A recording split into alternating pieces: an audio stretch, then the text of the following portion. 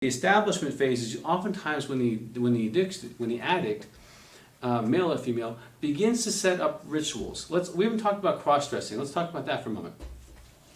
I know this bodybuilder, African-American gentleman who was a sex addict, but he was a cross-dresser. Now, during his initiation phase, he introduced his sister's clothing, his mother's clothing, and he would wear them during his sexual engagements with himself. And he began an establishment phase where he began to wear their clothes, their dresses, their bras, their underwear, and the whole thing began to establish a pattern of ritualized sexual activity that he was positively reinforcing neurochemically with these behaviors, with the clothing. Then it escalated, okay? And he got into, as an adult, he would actually go shopping for his own clothes and wear women's clothes. He had a little closet full of stuff. Now, honestly, he didn't have no hair, and he was a African American bodybuilder, and probably very little fat. I mean, he couldn't look good in any of these things from an objective standpoint. But he had this kind of fantasy stuff that he established, and what happened is that moved into where he escalated, okay, and he would actually go through a phase right before treatment where he was actually considering, further steps in his addiction process, hanging out with other people who cross-dressed and exposing himself to other people in a known manner. And this was creating distress for him. That's what caused him to get into treatment. But we can see through this story and other stories. I mean, I can look at this initiation phase, establishment phase, the escalation phase. Now, the de-escalate phase doesn't always happen to everyone. Some people de-escalate because they get married and it kind of subsides for a little while and then they go back to it. Some people never de-escalate. That's not something I've seen all the time. So that de-escalate phase might be an exception in that phase. Now, the acute phase is also not a phase in which everyone gets to. Some people do not become incarcerated. Some people do not get so crazed by their sex addiction that they're not doing some responsible things in their life. Now, having said that, there are people who get into this acute phase. They're the guys who are going to the bookstores and hanging out for hours and hours a day. They're the guys who, with their last $10, they're trying to get some prostitute to service them.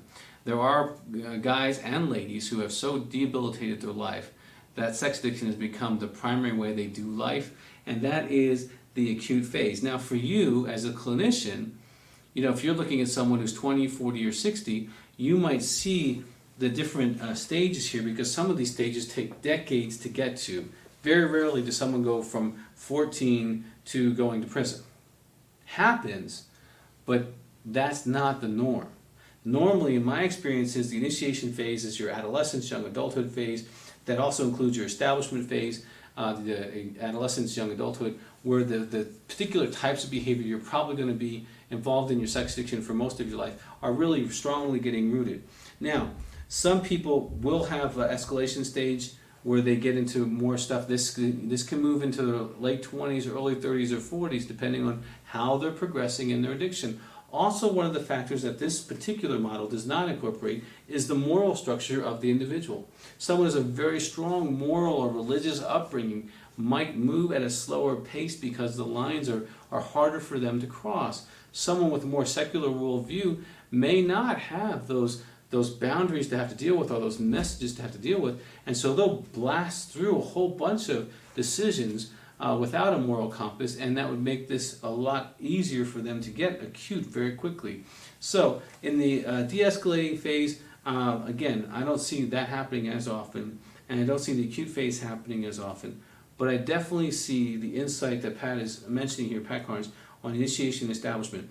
And one of the things that Carnes is noted for throughout the material is the ritualization, and I think that's part of the cycle that he's talking about here in the establishment phase, is there's a ritualization that happens. And as a clinician, let's walk through that just a moment.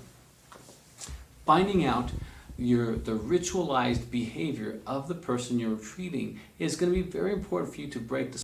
Does someone you love suffer from drug addiction? Accidental drug overdoses are the #1 cause of unnatural deaths. Don't wait until it's too late. Call our 24/7 helpline at 1-800-648-6734. A caring addiction specialist is awaiting your call.